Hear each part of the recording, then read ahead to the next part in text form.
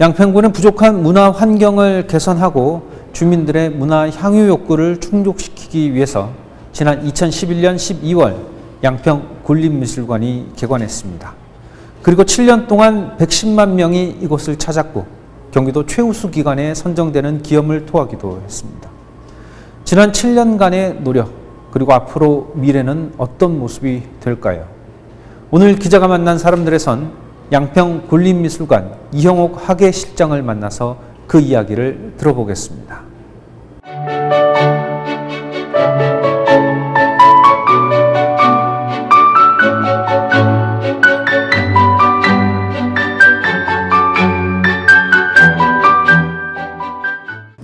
안녕하세요. 네, 안녕하세요.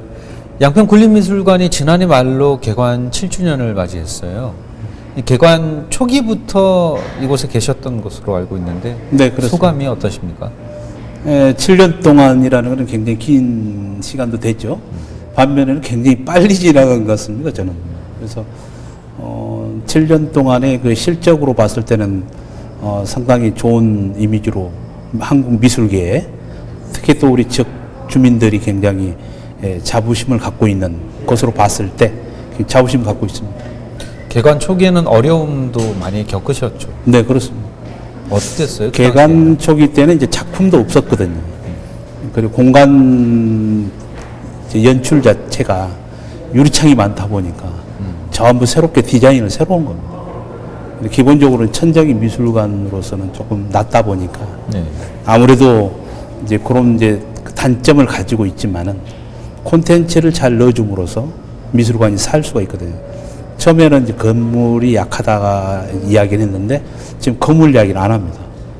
작품 내용으로만 주로 승부를 하기 때문에 그런 면에서 상당히 좋다고 보십니다.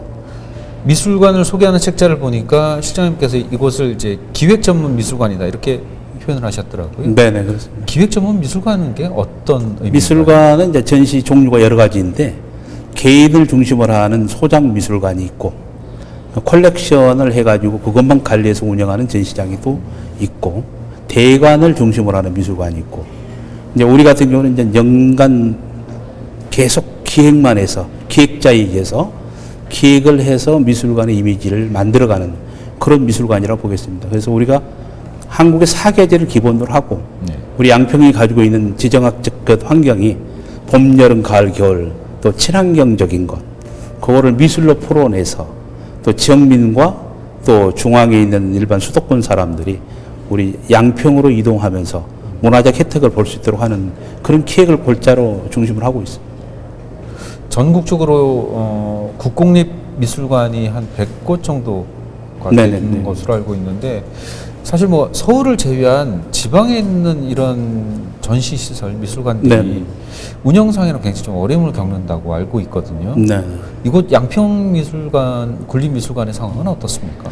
저희 같은 경우는 이제 아무래도 공공시설 같은 경우는 대부분 뭐 기본 자체가 그 지역의 군민이나 시민들의 문화 향유권을 증진시키는 역할이거든요, 미술관. 그렇죠. 사업성보다는 퍼블릭 개념이 강하다고 보죠. 대중적으로 여기 미술관을 통해서 지역민들의 정신문화라든지 시각문화의 그 확장성을 키워주는 역할이기 때문에 더욱 그러는데 전국의 각 광역시 대부분 있지 않습니까? 네. 그거를 빼고 나머지는 우리 미술관이 제일 1위에 있다고 보십니다. 실적으로 본다면 경기도 내에서 1위를 계속 해오고 있고요. 심지어는 작년 같은 경우는 이제 미술관 학예사로서 우수상을 받았고. 지난 7년 동안 많은 네. 기획 전시를 하셨잖아요. 네. 1년에 몇 번 정도 하시는 거죠? 저희는 미술관은 8개로 하고 있습니다. 봄, 여름, 가을, 겨울.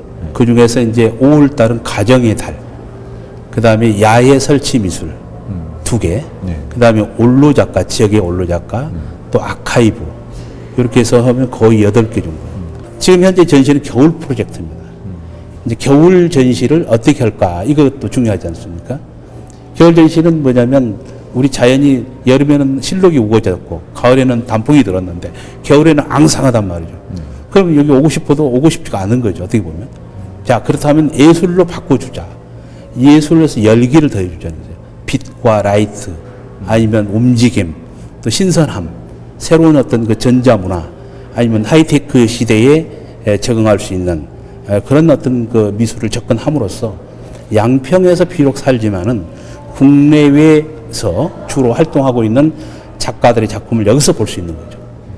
그래서 황량한 겨울을 즐겁게 뜨겁게 만들어주는 역할이죠.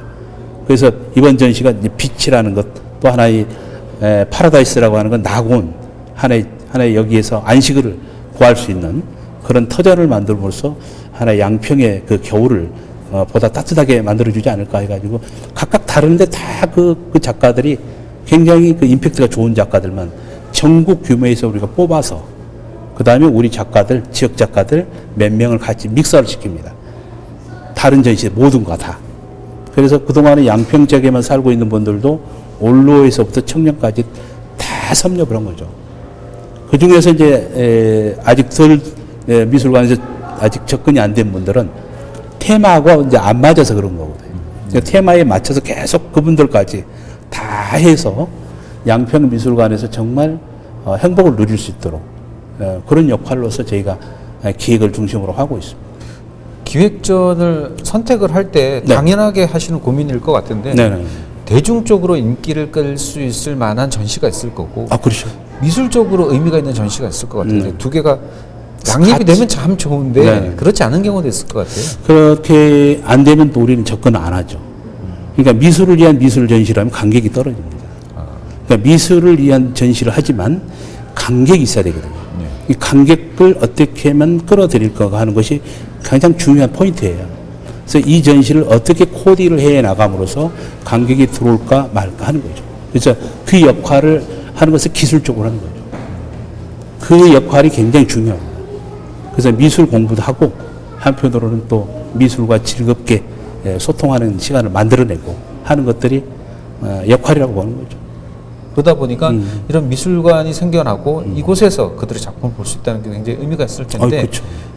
직접 작가들과 또 주민들이 만나는 그런 소통의 장도 그런 있을까요? 만들어가는 장은 저희가 미술 전시는 미술 전시가 있고 네. 미술 전시가 꼭 미술 전시만 한다고 해서 미술관이 존재하는 게 아니고 미술관은 곧 제2의 교육기관이에요. 미술관은. 네. 그러니까 미술관에서는 무조건 전시 플러스 교육이 들어있고요. 교육이 들어있으면 또 한 번은 토탈 개념으로서의 공연 이런 것들이 같이 융합이 되어 있는 거라고 보시면 됩니다. 그래서 우리 미술관에는 한 섹션에 지금 예를 들어서 빛의 파라다이스다 하면은 전시를 하고 두 번째는 교육을 하는데 매주 교육이 들어가요. 토요일, 일요일 날. 네. 매주 교육이 들어가고 그 다음에 공연이 또 있고요. 또 세미나가 있고요. 그 다음에 또 뭐랄까 작가들과의 그 미팅, 만남도 있을 거고 이런 것들이 같이 복합적으로 되는 거죠. 한 섹션에 대여섯 개를 같이 복합적으로 한다고 보시면 됩니다. 그랬을 때 시너지 효과가 일어나는 거죠. 또 예를 들어서 이제 지금은 겨울이니까 안 하는데 여름 이제 4월부터 우리가 시작하는 별별 아트 마켓이 있습니다.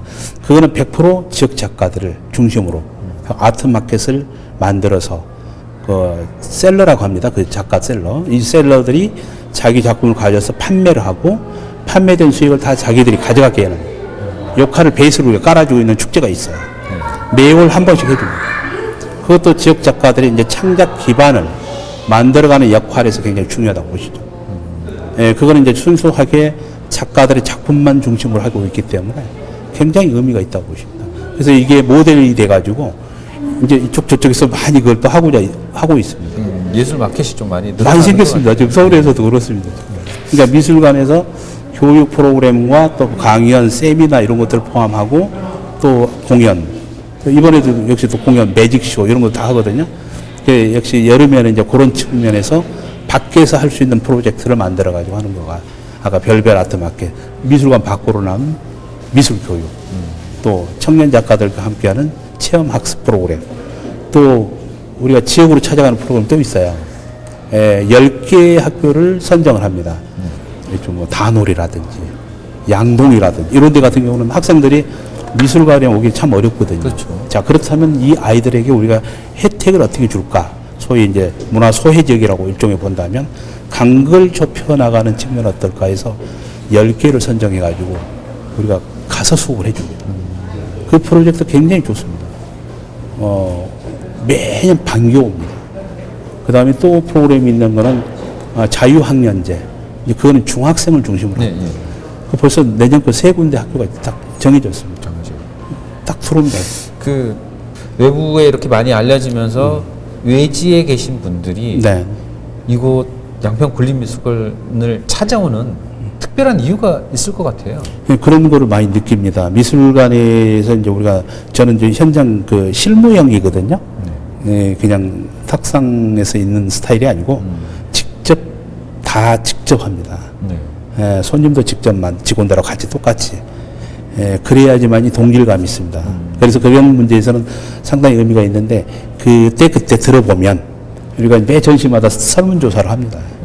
네. 설문조사하면 참여하신 분들 한 200명 정도 되더라고요. 뭐 교육은 200명, 전시는 한 300명 정도. 그거는 이제 내용을 들어보면 이제 그런 역할이 많이 나오고요. 그래서 이제 미술관에 왜 이사 오는 이유가 뭐냐? 그거는 미술관이 있기 때문에 이사 온다는 사람이 많습니다. 근데 7년 사이에 엄청난 인구가 불어났어요. 그거는 아까 말씀드린 대로 미술관이 있어서 문화적 혜택을 받을 수가 있어서 오고 싶다는 사람들이 많이 있었습니다. 양평군 양평읍을 들어서면 네.